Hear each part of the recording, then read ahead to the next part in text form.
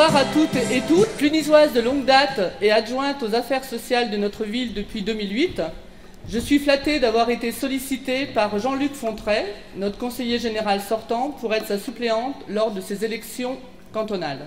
Je suis responsable de la commission d'attribution des logements qui se charge de transmettre des propositions à l'OPAC lorsque les logements se libèrent sur Cluny. Notre partenariat est fort avec l'OPAC, qui a des projets de construction de nouveaux logements sur notre ville et qui a programmé la réhabilitation du quartier du Fouettin pour 2012. Je suis également vice-présidente de l'association d'aide aux personnes âgées, association qui emploie des aides à domicile qui interviennent chez les personnes âgées. Ce métier a beaucoup évolué ces dernières années. Les tâches ménagères ne sont plus l'essentiel de l'activité, mais cela va bien au-delà, avec les toilettes par exemple.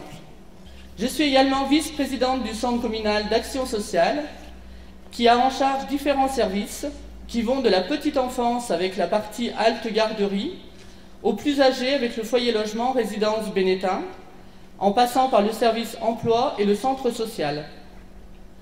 Je représente la ville au conseil de surveillance de l'hôpital, établissement qui a un projet d'envergure avec construction d'un bâtiment nouveau qui verra une augmentation du nombre de lits. Je siège également au conseil d'administration d'Étape, association qui gère l'accueil des sans-domicile fixe. Cette structure est l'exemple même de l'implication très forte des bénévoles en clunisois.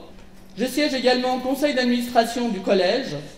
Nous avons la chance d'avoir un établissement qui se porte bien, avec des effectifs stables. Je vous ai résumé l'essentiel de mon activité au sein de l'équipe municipale de Cluny. Il convient maintenant que je vous explique pourquoi j'ai accepté d'être la suppléante de Jean-Luc. Tout d'abord, j'avais envie d'en savoir un peu plus sur le conseil général, et même si je connaissais l'essentiel de ses compétences, j'ai beaucoup appris ces dernières semaines. D'autre part, le social est une compétence majeure du conseil général, et par rapport à mes attributions, ça me paraît être une suite logique. Je n'ai pas la prétention de tout savoir, mais la collaboration entre Jean-Luc et moi-même ne s'arrêtera pas le 27 mars au soir, donc je pourrai apprendre encore.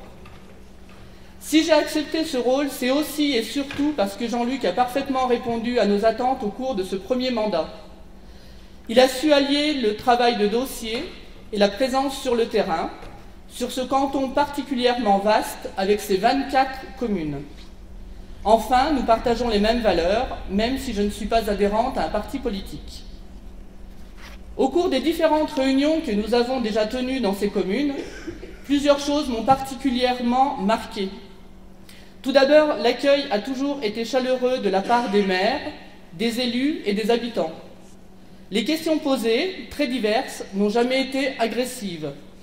Ensuite, ce qui est marquant, c'est que pratiquement tous les maires et élus ont reconnu le travail effectué par Jean-Luc avec la même attention pour tous, sans esprit partisan. Quand c'est nous qui le disons, c'est bien. Quand ce sont des élus des communes qui le disent en réunion publique, c'est encore mieux. Est-ce que quand on a la chance d'avoir un conseiller général de cette qualité, est-il envisageable de ne pas lui renouveler notre confiance? J'espère que cette élection permettra à davantage de femmes d'être élues. Sur 101 départements, seuls 5 sont présidés par des femmes. Pas une n'a été députée de notre département. Sur notre canton de 24 communes, seuls 4 maires sont des femmes. La parité, pour l'instant, est un mot à la mode, plus qu'une réalité sur le terrain. Certes, des petites avancées ont eu lieu. La parité sur les listes municipales a permis à plus de femmes de devenir élues locales. Mais combien de communes ont choisi d'aller plus loin et d'avoir un bureau municipal paritaire? À Cluny, c'est le cas, et je crois que personne ne le regrette. Heureusement, certaines élus nous encouragent à être plus présentes sur la scène politique, et parmi celles-ci, Evelyne Couillereau, qu'on aura l'occasion d'entendre tout à l'heure, et qui nous montre vraiment le chemin.